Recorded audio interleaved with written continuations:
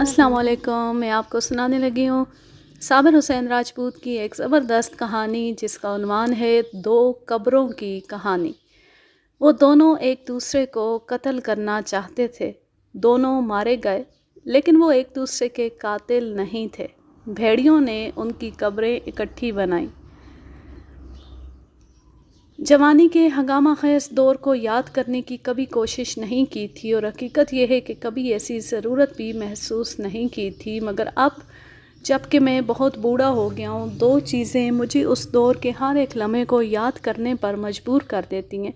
ایک تو حکایت کے ایڈیٹر کا خط آتا ہے تو اس میں یہی ایک فرمائش ہوتی ہے کہ میں شکار کی اگلی کہانی کب بھیج رہا ہوں۔ میں نے تو کبھی سوچا بھی نہیں تھا کہ کسی وقت مجھے یہ کہانیاں لکھنی بھی پڑیں گی اور جناب عنایت اللہ صاحب مجھے ادیب بنا دیں گے۔ ہم تو کتوں کے شکار کھیلنے والے دیہاتی تھے، کتے اور قلم کا تو کوئی جوڑ اور رشتہ ہی نہیں ہوتا، لیکن کتے چھوڑ کر قلم ہاتھ میں لینا پڑا، اور اب قلم مجبور کرتا ہے کہ لڑک پن اور جوانی کو یاد کروں اور جو اچھی بری بات یاد آئے لکھتا چلا جاؤں۔ دوسری چیز جو مجھے گھسیٹ کر بڑھاپے سے جوانی کے دور میں لے جاتی ہے وہ اپنے گاؤں کا قبرستان ہے۔ وہاں ستمبر سن 1965 کی جنگ کے شہیدوں کی قبریں بھی ہیں۔ ان میں دسمبر سن 1971 نے 2 قبروں کا اضافہ کر دیا ہے۔ ان 8 قبروں کو دیکھ کر اپنا گاؤں بہت ہی اچھا نظر آنے لگتا ہے، جس کی ماؤں نے 8 جوان بیٹے پاکستان کے مقدس نام پر قربان کر دیے۔ اس قبرستان میں چند قبریں ایسی ہیں جو دیکھتا ہوں تو مجھے بچپن، لڑک پن اور جوانی کا ایک ایک لمحہ یاد آ جاتا ہے۔ یہ میرے بچپن کے دوستوں کی قبریں۔ میں نے آپ کو اپنی پہلی کہانی لہو گرم رکھنے کا ہے ایک بہانہ میں دو اور کہانیوں میں بھی سنایا تھا کہ میرے چند ایک دوست کس طرح شکار کھیلتے مر گئے تھے، اور باقی جو تھے وہ زندگی کے سفر میں ایک ایک کر کے میرا ساتھ چھوڑتے چلے گئے۔ اب میں ہوں اور میرا ایک شکاری دوست شہباز خان رہ گیا ہے۔ معلوم نہیں دونوں میں سے کون پہلے رخصت ہوگا۔ ہم دونوں کبھی کبھی آہستہ آہستہ چلتے گاؤں سے دور نکل جاتے ہیں۔ یہاں ہم کبھی آہستہ نہیں چلے تھے، ہم دوڑا کرتے تھے، کھڈ نالے تازی کتوں کی طرح پھلانگا کرتے تھے، مگر اب تو جیسے ہم دھرتی کا بوجھ بن گئے، اپنے جسم کا وزن گھسیٹا نہیں جاتا، آہستہ آہستہ چلتے ہیں۔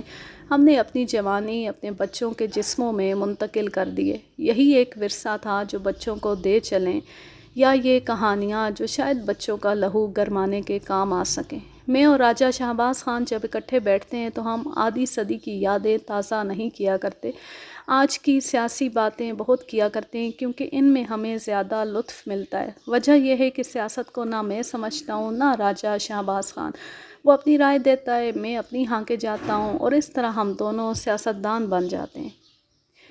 جب ہم سیاست کے موضوع سے ہٹتے ہیں تو آج کل کے نوجوانوں کی دبلی پتلی ٹانگیں اور ان کی ہڈیوں کے ڈھانچے ہمارا موضوع ہوتے ہیں۔ ہم دونوں ایک روز راولپنڈی چلے گئے تھے، سارا دن آوارہ گردی کرتے رہے۔ راولپنڈی شہر تو 1000 بار دیکھا تھا، اب گئے تو ہم مال روڈ پر راولپنڈی کی نئی نسل کو دیکھتے رہے۔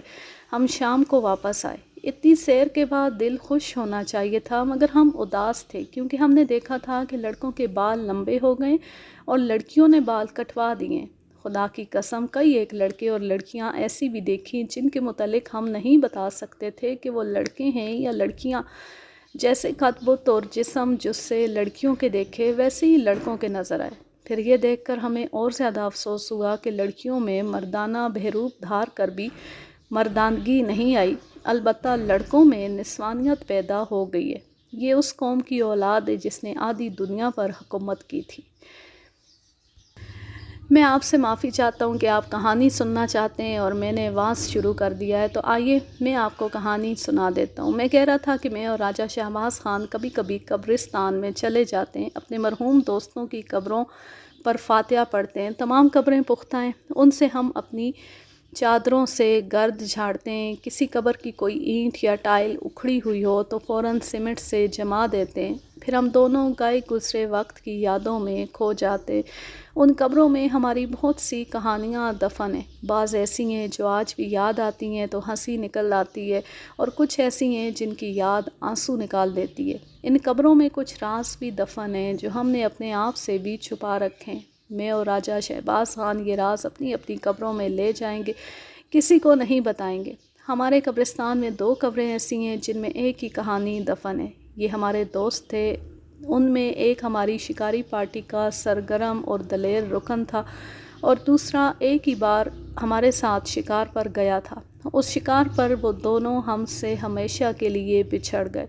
وہ بھرپور جوانی میں مر گئے تھے۔ ان کی آپس میں دوستی نہیں بلکہ ایسی دشمنی تھی جو قتل اور پھانسی سے بھی ختم نہیں ہوا کرتی، نسل بنسل زندہ رہتی ہے اور زندہ رکھی جاتی ہے۔ یہ دونوں ایک دوسرے کو قتل کرنا چاہتے تھے، لیکن موت سامنے آئی تو بات ہی کچھ اور ہو گئی۔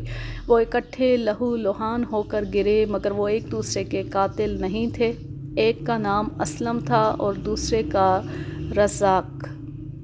ہمارے علاقے میں خاندانی عداوت کا رواج عام تھا جو ابھی تک موجود ہے۔ راضی نامے اور سمجھوتے کو لوگ اپنی توہین سمجھا کرتے تھے۔ زیادہ تر جھگڑے نہایت معمولی باتوں سے شروع ہوتے تھے اور آنے والی نسلوں تک ورثے کے طور پر جاتے تھے۔ میرے گاؤں میں ایسے جھگڑے آج بھی چل رہے ہیں جو میرے بچپن کے زمانے سے شروع ہوئے تھے۔ اس زمانے سے لے کر اب تک بہت سے آدمی قتل ہو چکے ہیں اور دونوں طرف سے چند ایک آدمی پھانسی چڑھ گئے، اور ایسے بھی ہیں جو جوانی کا زمانہ جیلوں میں گزار کر بوڑھے ہو کے واپس آئے، مگر جھگڑا پھر بھی ختم نہ ہوا۔ اسلم اور رزاق کے خاندانوں کے درمیان ایک لڑکی کے رشتے کے سلسلے میں دشمنی شروع ہوئی تھی۔ اس کے بعد یہ لوگ ایک دوسرے کے خون کے پیاسے ہو گئے۔ یہ فتنہ لڑکی والوں نے پیدا کیا تھا۔ ان کی لڑکی جوان ہوئی تو رشتہ مانگنے والے ان کے گھر جانے لگے۔ لڑکی کے والدین نے بیک وقت 2 گھرانوں کو رشتہ دینے کا وعدہ کر دیا۔ ایک گھرانہ اسلم کا تھا، دوسرا رزاق کا تھا۔ اس وقت اسلم اور رزاق بہت چھوٹے تھے۔ دونوں گھرانے رسم و رواج کے مطابق لڑکی والوں کی خاطر مدارات کرنے لگے۔ مثلاً عید آئی تو دونوں گھرانوں نے لڑکی کے گھر کپڑے اور روپے بھیجے۔ لڑکی کے والدین نے دونوں کے تحفے رکھ لیے۔ دونوں گھرانوں کو علم ہو گیا کہ لڑکی والوں نے دونوں کو زبان دے رکھی ہے۔ چاہیے تو یہ تھا کہ دونوں لڑکوں کے والدین لڑکی والوں سے کہتے کہ وہ کسی ایک کے ساتھ بات پکی کرے۔ اس کے بجائے انہوں نے بڑھ چڑھ کر لڑکی کے گھر تحفے بھیجنے شروع کر دیے، جس طرح نیلام میں لوگ بڑھ چڑھ کر بولی دیتے ہیں۔ لڑکی والوں کے کردار کا اندازہ آپ بخوبی کر سکتے ہیں۔ وہ دونوں فریقوں کے تحفے قبول کرتے رہے۔ دونوں فریق اپنے اپنے تحفوں کی تشہیر سارے گاؤں میں کرتے تھے۔ آخر نوبت یہاں تک پہنچی کہ دونوں گھرانوں کے درمیان کھچاؤ پیدا ہو گیا، جس کا نتیجہ سب کو معلوم تھا کہ کیا ہوگا۔ گاؤں کے بزرگوں نے لڑکی والوں کو شرمسار کیا اور کہا کہ وہ کسی ایک کے ساتھ بات پکی کر دیں ورنہ گاؤں میں خون ہو جائے گا۔ وہ اپنی حرکت سے باز آ گئے اور ایک گھرانے سے بات پکی کر دی۔ اس کے ساتھ ہی وہ دوسرے گھرانے کے دیے ہوئے تحفے واپس کرنے گئے۔ اس گھرانے نے تحفے واپس نہ لیے اور کہا کہ تم لوگوں نے ہمیں زبان دی تھی، وہ پوری کرو، یہ ہماری بے عزتی ہے۔ دوسری طرف دن بھی مقرر ہو گیا، مگر دوسرے گھرانے نے ہار نہ مانی۔ انہوں نے اعلان کر دیا کہ وہ لڑکی کا رشتہ نہیں چھوڑیں گے۔ جب اصل دولہا کی بارات آئی تو دوسری طرف سے اس لڑکے کی بھی بارات آ گئی جس کے رشتے سے انکار کیا گیا تھا۔ دونوں طرف کے باراتی لاٹھیوں اور کلہاڑیوں سے مسلح تھے۔ اصلی بارات والوں کو نقلی بارات کے عزائم کا علم ہو گیا تھا، اس لیے وہ لڑائی کی پوری تیاری کر کے آئے تھے۔ گاؤں کے درمیان کھلی جگہ تھی، وہاں دونوں باراتوں کا تصادم ہوا اور کھلی جنگ لڑی گئی۔ دونوں پارٹیوں کے ساتھ میراثی تھے جو ایک طرف کھڑے اپنی اپنی پارٹی کے حکم کے تحت ڈھول بجاتے رہے۔ ہم ابھی بچے تھے، کوٹھوں پر کھڑے ہو کر تماشا دیکھا تھا۔ عورتیں بھی مردوں کے دوش بدوش لڑی تھیں۔ مولوی صاحب، گاؤں کے شاہ جی اور بزرگوں نے بڑی مشکل سے لڑائی ختم کرائی۔ دونوں طرف مرا تو کوئی نہیں، زخمی بہت ہوئے تھے۔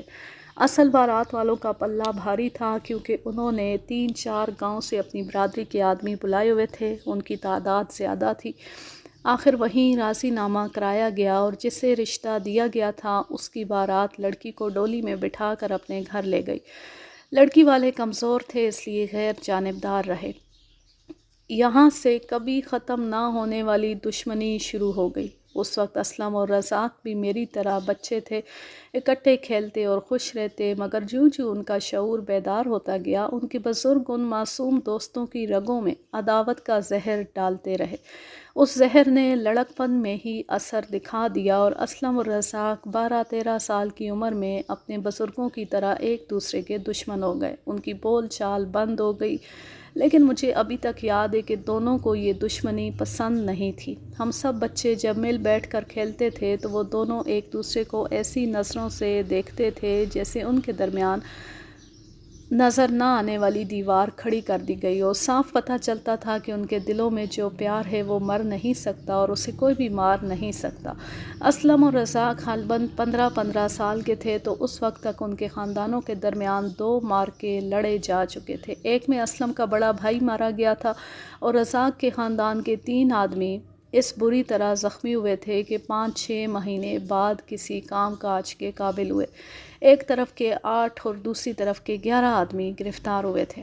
زمینیں ہندو ساہوکاروں کے پاس گروی رکھ کر قرضے لیے گئے، جن میں سے دونوں فریقوں نے پولیس کو دل کھول کر رشوت دی، مقدمہ لڑا اور جھوٹے گواہوں کے پیٹ بھرے۔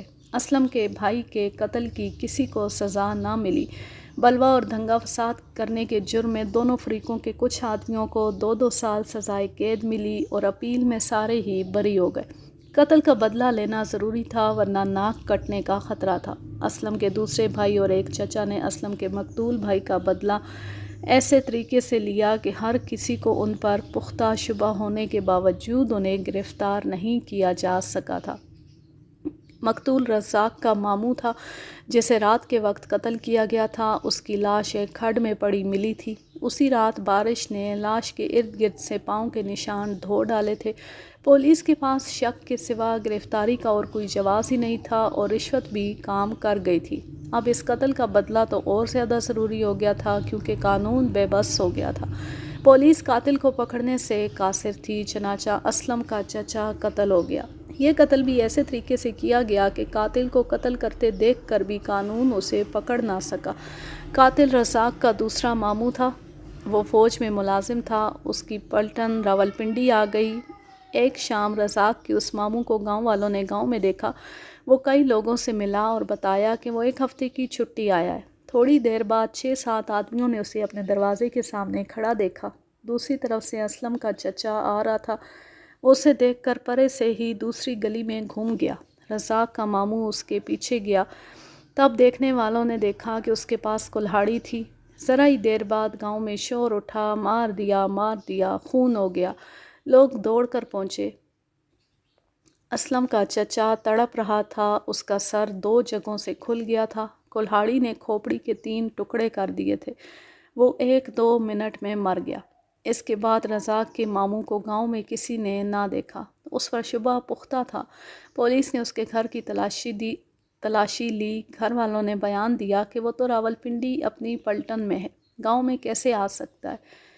تیسرے دن وہی کلہاڑی جس سے رزاق کے ماموں نے اسلم کے چچا کو قتل کیا تھا 1 میل دور ایک قص میں پڑی ملی۔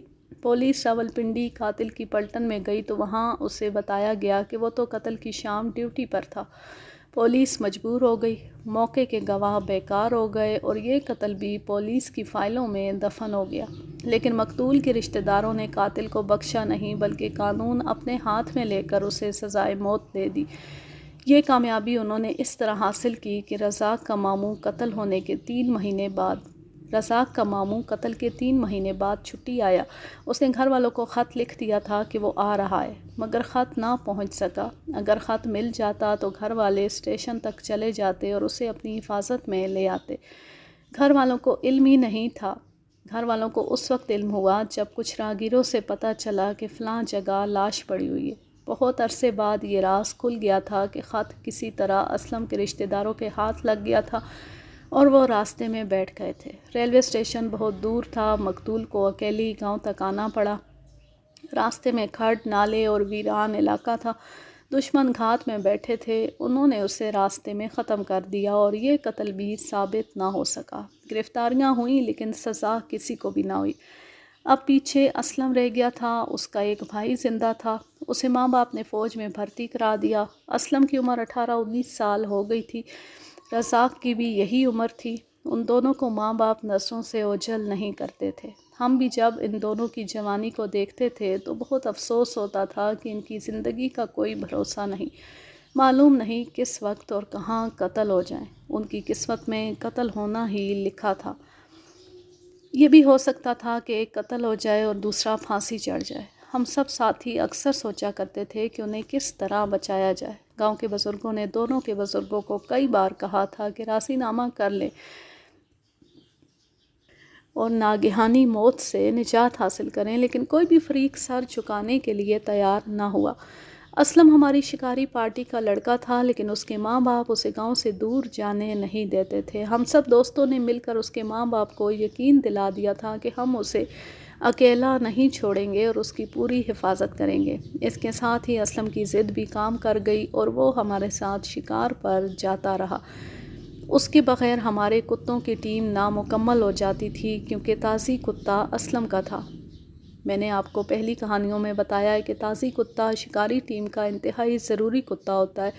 وہ اپنے دبلے پتلے جسم اور رفتار کی تیزی کی وجہ سے بھاگتے شکار کو جا لیتا ہے۔ لڑ تو نہیں سکتا، نہ خونخوار ہوتا ہے، لیکن شکار کو روکے رکھتا ہے۔ اتنی دیر میں دوسرے کتے پہنچ جاتے ہیں۔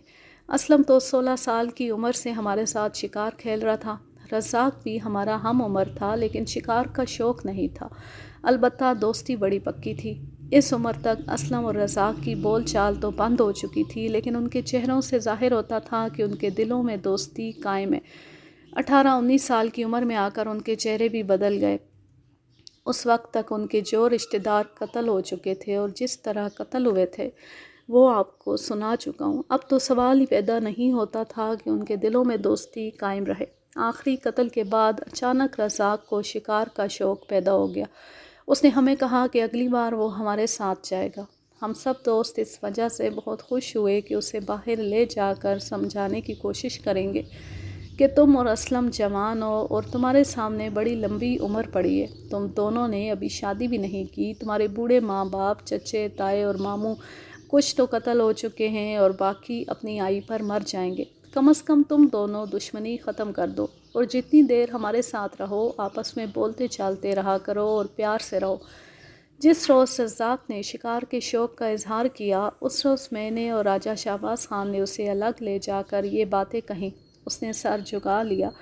مجھے آج بھی یاد ہے کہ اس نے کوئی جواب دینے کے بجائے آہ بھری اور منہ پھیر لیا تھا۔ میں نے اس کی آنکھوں میں آنسو دیکھ لیے تھے جنہیں اس نے چھپانے کی کوشش کی تھی۔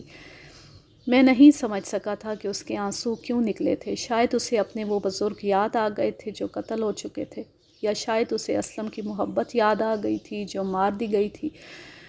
اس نے آہ لے کر اور ہتھیلیوں سے آنسو پونچھ کر بہت دھیمی آواز میں کہا تھا، میں مجبور ہوں۔ 5-6 دنوں بعد ہم شکار کے لیے نکلے۔ رزاق بھی آ گیا۔ وہ خوش طبع نوجوان تھا، لیکن میں نے دیکھا کہ اس روز وہ بھی چپ چاپ تھا اور میں نے یہ بھی محسوس کیا کہ وہ گھبرایا ہوا بھی تھا۔ مجھے شک ہونے لگا۔ شک کی وجہ صاف تھی، اسلم اور رزاق دشمن تھے اور اب دونوں عمر کے اس حصے میں پہنچ گئے تھے جہاں نوجوان چٹانوں سے بھی ٹکرا جاتے ہیں۔ ہمیں بھی یہی ڈر تھا کہ رزاق ایسی ویسی نیت لے کر تو نہیں آیا۔ یہ سوچ کر میں نے اس کی ہر حرکت کو غور سے دیکھنا شروع کر دیا۔ شکار پر جاتے سمے ہم بکھر جایا کرتے تھے، 2-2 4-4 کی ٹولیوں میں بٹ کر گپ شپ لگاتے جاتے تھے۔ ہم کبھی شکار کے شک پر دوڑ پڑتے تھے۔ میں نے رزاق کو دیکھا کہ وہ کبھی کبھی اسلم کو غور سے دیکھتا تھا، پھر دوسرے لڑکوں کو دیکھنے لگتا۔ میں نے اپنے دوستوں کو پہلے سے خبردار کر رکھا تھا کہ اسلم اور رزاق کا خاص طور پر خیال رکھیں۔ اب رزاق کی نظروں اور حرکتوں کو دیکھ کر مجھے یقین ہونے لگا کہ وہ شکار کے دوران اسلم پر وار کرنا چاہتا ہے۔ شکار پر کسی کو قتل کر دینا مشکل نہیں تھا۔ لڑکے شکار کے پیچھے بھاگتے، کھڈوں اور نالوں میں اکیلے اکیلے چلے جایا کرتے تھے، جہاں کسی کو قتل کر کے کہہ دینا کہ معلوم نہیں کون قتل کر گیا ہے، کوئی مشکل نہیں تھا۔ میں نے آپ کو ایک کہانی میں سنایا تھا کہ میں نے بھی ایک آدمی کو قتل کرنے کے لیے شکار کی ہی آڑ لی تھی۔ یہ ہمارا چھوٹا شاہ جی تھا، جسے میں تو قتل نہ کر سکا، البتہ خدا نے اسے اپنے کیے کی سزا دے دی تھی اور وہ بڑی ہی بے عزتی کی موت مرا تھا۔ شکار پر جانے سے ایک دن پہلے میں نے اپنے دوستوں کو اکٹھا کر کے کہا تھا کہ رزاق اور اسلم کو سمجھایا جائے کہ وہ کم از کم جتنی دیر ہمارے ساتھ رہیں دل سے ایک دوسرے کی دشمنی نکال دیں، ہم سے الگ ہو کر جو جی میں آئے کریں۔ دوستوں نے یہ کام میرے سپرد کر دیا کیونکہ میں اندھوں میں کانا راجا تھا۔ میں نے پسماندگی کے اس دور میں 10 جماعتیں پاس کی تھیں جب 4 جماعت پاس کو تعلیم یافتہ کہا جاتا تھا اور دیہات میں میٹرک پاس تو عجوبہ ہوتا تھا۔ 4 جماعت پاس کوئی خال ہی نظر آتا تھا۔ میں چونکہ 10 جماعتیں پاس تھا اور میرے خاندان کا زمیندارہ بھی اللہ کے کرم سے وسیع پیمانے کا تھا، اس لیے میری رائے کو اہمیت دی جاتی تھی، یعنی مجھے سیانہ سمجھا جاتا تھا کیونکہ میرے گھر دانے تھے۔ دوسرے دن ہم شکار کو چل پڑے۔ میں نے رزاق کی حرکتوں کو مشکوک سمجھا تو میں نے راجہ شہباز خان کو ساتھ لے کر پہلے اسلم کو الگ کر کے کہا کہ وہ کم از کم شکار کے دوران کوئی ایسی ویسی حرکت نہ کرے جس سے اس کا رزاق کے ساتھ جھگڑا ہو جائے۔ اسلم نے وعدہ کیا کہ اس کی طرف سے کوئی ایسی بات نہیں ہوگی۔ اس نے یہ بھی کہا میں بچہ نہیں ہوں، مجھے معلوم ہو گیا ہے کہ رزاق آج شکار پر کیوں آیا ہے۔ 2 دن ہوئے مجھے اس کی دھمکی مل چکی ہے۔ اس نے مجھے کہلا بھیجا تھا کہ تمہیں قتل کروں گا اور ضرور کروں گا اور مردوں کی طرح آمنے سامنے آ کر قتل کروں گا، لیکن میں تم سے وعدہ کرتا ہوں کہ اپنی طرف سے اسے کوئی موقع دے کر تمہارا کھیل خراب نہیں کروں گا۔ ہمارے علاقے میں جہاں چوری چھپے قتل ہوتے تھے وہاں یہ رواج بھی عام تھا کہ دشمن قتل کرنے سے پہلے مقتول کو خبردار کر دیا کرتا تھا، اور کئی بار ایسے بھی ہوا کہ قتل کا ارادہ کرنے والا خود اس شخص کے ہاتھوں قتل ہو گیا جسے وہ قتل کرنا چاہتا تھا۔ رزاق نے اسی رواج کے مطابق اسلم کو کسی کی معرفت چیلنج بھیج دیا تھا۔ میں اور راجہ شہباز خان نے اسلم سے بات کر کے رزاق سے بات کی۔ اس نے صاف الفاظ میں کہا مجھے خون کا بدلہ لینا ہے، یہ میرا فرض ہے۔ اسلم کو قتل کروں گا لیکن ایسے طریقے سے قتل کروں گا جس طرح انہوں نے میرے ماموں کو قتل کیا تھا۔ میں تم دونوں سے وعدہ کرتا ہوں کہ اسلم کے ساتھ خواہ مخواہ لڑائی کر کے تمہارا مزہ کرکرا نہیں کروں گا۔ تمہیں پتہ ہی نہیں چلے گا کہ تمہارا دوست کس طرح قتل ہوا ہے۔ تمہیں موقع کا گواہ نہیں بننا پڑے گا۔ ہو سکتا ہے ہمارے شہری بہن بھائی رزاق کو غیر معمولی طور پر دلیر آدمی سمجھیں اور شاید انہیں یقین ہی نہ آئے کہ اس نے اس قسم کی بات کہی ہوگی۔ لگتا بھی عجیب ہے کہ ایک آدمی قتل جیسے جرم سے پہلے دوسروں کو بتا دے کہ وہ یہ جرم کرنے لگا ہے، لیکن یہ ایک رواج تھا کہ قتل کا بدلہ قتل سے نہ لینے والوں کو بزدل اور بے غیرت سمجھا جاتا تھا۔ قتل سے پہلے قتل کی دھمکیاں دیتے رہنا ضروری ہوتا تھا۔ ہمارے علاقے میں آج بھی یہ رواج موجود ہے لیکن پہلے کی نسبت کم ہو گیا ہے۔ اسلم کی ماں مجھے کئی بار کہہ چکی تھی کہ اسلم تمہارے ساتھ شکار پر جاتا ہے، اسے اکیلے ادھر ادھر نہ ہونے دینا، ایک بھائی اور ایک بیٹا گنوا بیٹھی ہوں، کہیں ایسا نہ ہو کہ یہ بیٹا بھی دشمنوں کے ہاتھ چڑھ جائے۔ میں اسے تسلیاں دیتا رہتا تھا کہ ہماری موجودگی میں کوئی کسی کے ہاتھوں قتل نہیں ہو سکتا۔ اب ہم شکار کے لیے جا رہے تھے، رزاق ساتھ تھا اور اس نے اپنی نیت کا اظہار کر دیا تھا۔ ہم اس شکاری مہم پر کچھ دور نکل جانے کا پروگرام بنا کر چلے تھے۔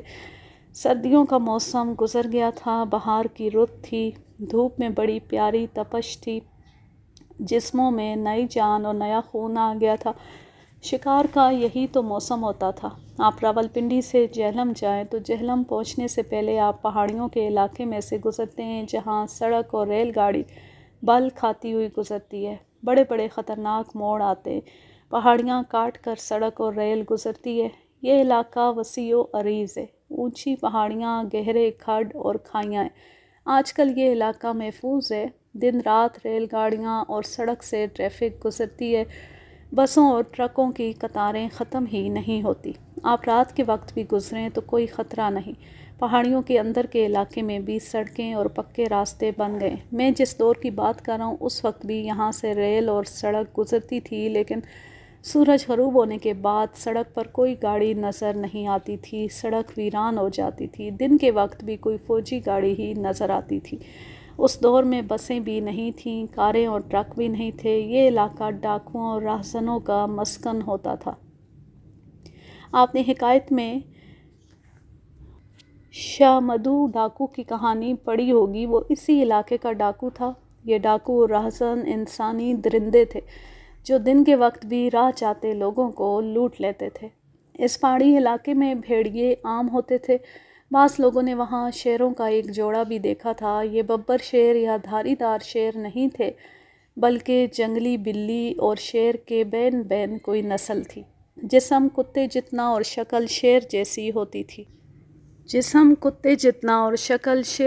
ہوتی تھی۔ یہ درندہ خوخاری میں شیر سے کم نہیں تھا، درختوں پر چڑھ جاتا تھا۔ اگر میں کم عقلی کی وجہ سے غلطی نہیں کر رہا تو شیر کی یہ قسم افریقہ کے بعض حصوں میں اور امریکہ کے کچھ علاقوں میں افراط سے پائی جاتی ہے۔ اسے انگریزی زبان میں جاگر کہتے ہیں۔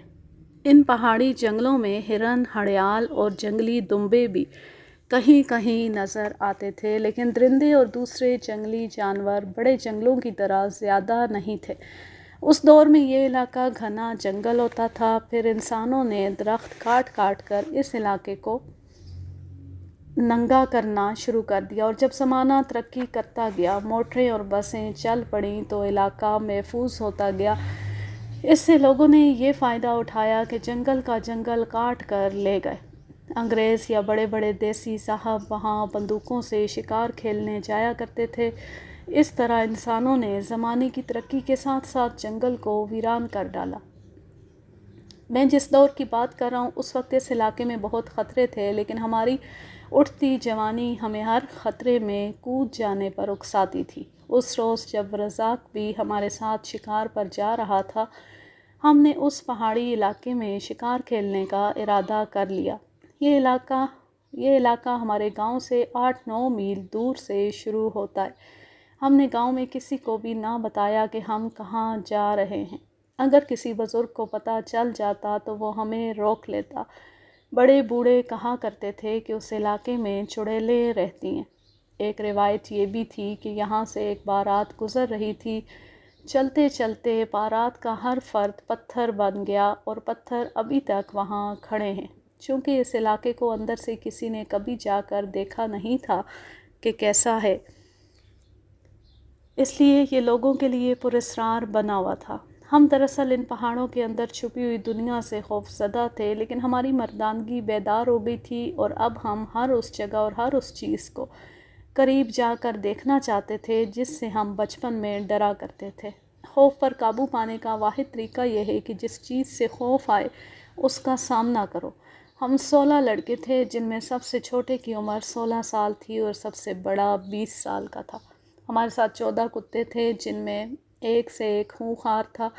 ہمارے ساتھ 2-3 کلہاڑیاں اور 4-5 لاٹھیاں، شاہ بلوت کے کئی ایک موٹے ڈنڈے اور چاقو بھی تھے۔ ہم بڑے بڑے خطروں کا مقابلہ کر سکتے تھے۔ ہم 1.5-2 میل دور گئے ہوں گے کہ ایک لڑکے نے مجھے رازداری سے کہا کہ اسلم کو نظر میں رکھنا۔ میں نے پوچھا کوئی خاص بات ہے؟ خاص بات ہے تبھی تو کہہ رہا ہوں کہ اسے اکیلا نہ چھوڑنا۔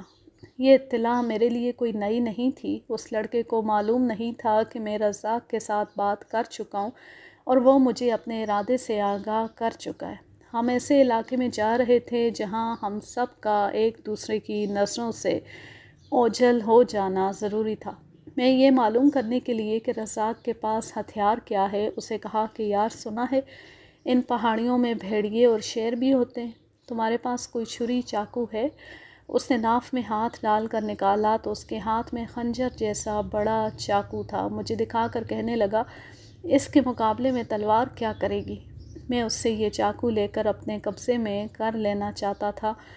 میں نے اس سے چاقو دیکھنے کے بہانے لے لیا اور اسے کہا کہ یہ میرے پاس رہنے دو، مجھے کتوں کے ساتھ بہت دور آگے تک جانا پڑتا ہے، میرے پاس کچھ نہیں ہے۔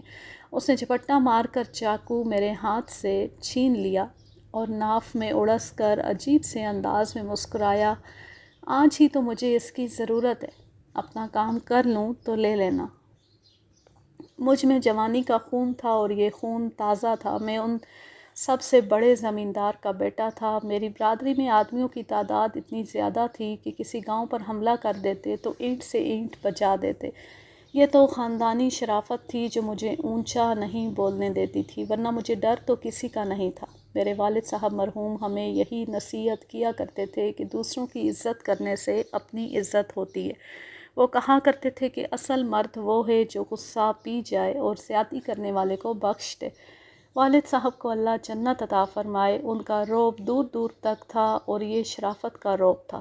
لوگوں کو یہ بھی معلوم تھا کہ میرے والد صاحب مرحوم کی شرافت ان کی کمزوری نہیں، وہ ڈانگ مار بھی تھے، اور لوگ یہ بھی جانتے تھے کہ نوبت کبھی مقدمے بازی تک آ گئی تو میرے والد صاحب مرحوم کو دوسروں کی طرح زمینیں ہندوؤں کے پاس گروی رکھنے کی ضرورت نہیں۔ گھر میں دانے بھی تھے، پیسے بھی تھے اور زمین بے شمار تھی، لیکن اللہ کا کرم تھا کہ میں نے کبھی تکبر نہیں کیا تھا۔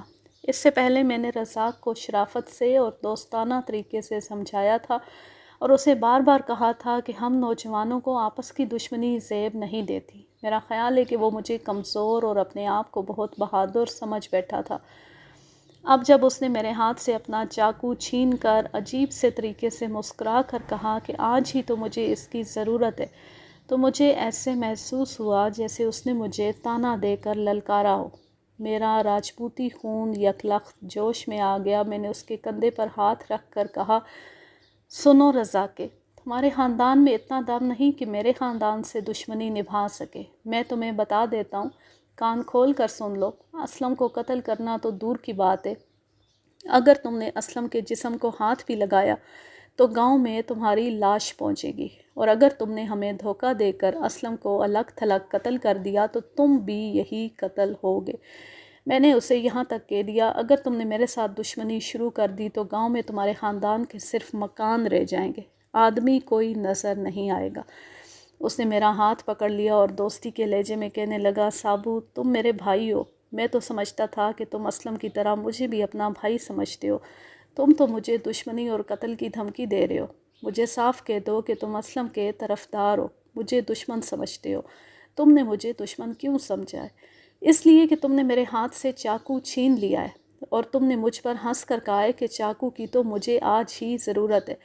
اس نے ناف سے چاقو نکال کر میرے آگے کر دیا اور بولا، یہ لو چاقو سابو، میں اسلم کو قتل کرنا چاہوں گا تو اس چاقو کے بغیر بھی کر لوں گا۔ تمہارے ساتھ تو میری کوئی دشمنی نہیں، اور مجھے بھی تمہارے ساتھ کوئی دشمنی نہیں۔ میں تمہیں یہ بھی بتا دیتا ہوں کہ اسلم پر تم نے ہاتھ اٹھایا تو تم دیکھ لینا کہ میں اس کا کیا حشر کرتا ہوں۔ میں جانتا ہوں کہ تمہارے ہاتھوں قتل ہونے سے پہلے وہ تمہیں قتل کرنا چاہتا ہے۔ جب تک میں اور ہمارے یہ دوست تمہارے ساتھ ہیں، اسلم تم پر وار نہیں کر سکے گا۔ اگر وہ دھوکے میں وار کر بھی گیا تو تمہاری لاش کے ساتھ اس کی لاش بھی یہاں سے جائے گی۔ میں تمہیں بتا دیتا ہوں رزاقے، گاؤں میں 2 لاشیں جائیں گی۔ اس نے کچھ اور ہی طریقے سے ہنس کر کہا، سابو اپنی زبان سے پھر نہ جانا، گاؤں میں 1 لاش نہ جائے، 2 جائیں، یاد رکھنا سابو، 2 لاشیں۔ رزاق نے ایسے کیوں کہا تھا؟ کیا اسے موت نے اشارہ دے دیا تھا؟ آج 50 سال گزر گئے ہیں، مجھے ان سوالوں کا جواب نہیں ملا۔ اس وقت کی ایک ایک بات کانوں میں اس طرح گونج رہی ہے جیسے اب بھی رزاق میرے سامنے کھڑا کہہ رہا ہے، سابو یاد رکھنا، 2 لاشیں۔ اور اس کی ہنسی بھی مجھے اچھی طرح یاد ہے، وہ اس طرح کبھی نہیں ہنسا تھا۔ وہ بڑی زور سے کہکا لگایا کرتا تھا، مگر اس کی وہ ہنسی اس کی اپنی ہنسی نہیں تھی۔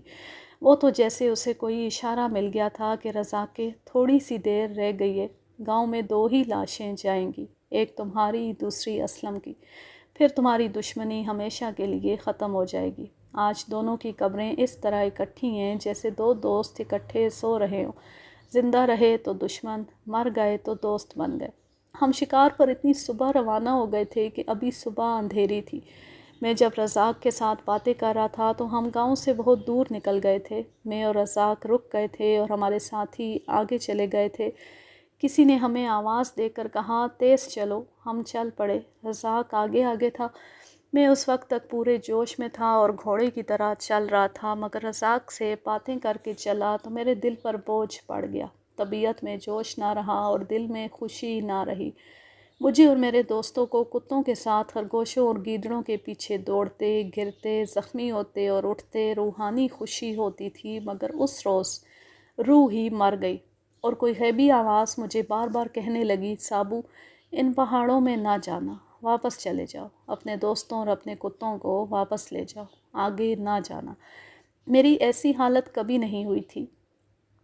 مجھ پر یہ ڈر بھی سوار ہونے لگا کہ ان پہاڑوں کے اندر ضرور چڑیلے اور شرشرار رہتے ہیں، اسی لیے ہم جوں جوں ان کے قریب ہوتے جا رہے ہیں میرا دل کسی چیز کے قبضے میں آتا جا رہا ہے۔ رزاق آگے آگے جا رہا تھا، میرے قدم بوجھل ہو رہے تھے۔ اچانک میرا کتا معلوم نہیں کیوں دوڑنے کی کوشش میں میرے ارد گرد تیزی سے پھرا۔ میں نے اسے زنجیر ڈال رکھی تھی جس کا دوسرا سرا میرے ہاتھ میں تھا۔ زنجیر میرے ٹخنوں سے الجھ گئی اور میں منہ کے بل گرا۔ کیکر کا ایک کانٹا میرے دائیں گال میں اتر گیا۔ گرنا تو کوئی غیر معمولی واقعہ نہیں تھا، گرنے سے بھی ہمیں لطف آتا تھا، لیکن اس روز گرا تو میرے دل کی باقی طاقت بھی ختم ہو گئی۔ میرے دل سے آواز آئی، یا الہی خیر کرنا، تیرے نام کا آسرا ہے۔ گرنے کو میں نے اچھا شگون نہ سمجھا، دل میں آئی کہ یہیں سے واپس چلا جاؤں، لیکن اس ڈر سے چپ رہا کہ دوست مجھے ڈرپوک کہیں گے۔ مجھے بار بار یہ احساس پریشان کر رہا تھا کہ آج اسلم اور رزاق میں سے کوئی ایک قتل ہو جائے گا اور قتل کرنے والا میرے ہاتھوں قتل ہوگا۔ یہ احساس اتنا پکا ہو گیا کہ میں سوچنے لگا کہ دونوں میں سے کون میرے ہاتھوں قتل ہوگا۔ مجھے قتل کرنے سے کوئی ڈر نہ تھا، والد صاحب کی عزت کا بہت خیال تھا۔ میرے دل کی حالت زیادہ خراب ہونے لگی تو میں تیز تیز چلتا اپنے سب سے دانشمند اور سب سے گہرے دوست راجہ شہباز خان سے جا ملا اور اسے ساری بات اور اپنے دل کا حال بتا دیا۔ وہ بڑا ہی تیز ترار نوجوان تھا۔ اس نے فوراً کہا، دونوں میں سے جو بھی گڑبڑ کرے اسے ختم کر دو، میں اسے کتوں سے پھڑوا دوں گا اور گاؤں میں جا کر بتائیں گے کہ اس نے کتوں کو چھیڑا تھا اور کتوں نے اسے مار دیا۔ راجہ شہباز خان کی باتوں سے میرا حوصلہ جاگ اٹھا۔ سورج پہاڑیوں کے پیچھے سے نکل رہا تھا، ہم پکی سڑک چڑھ گئے۔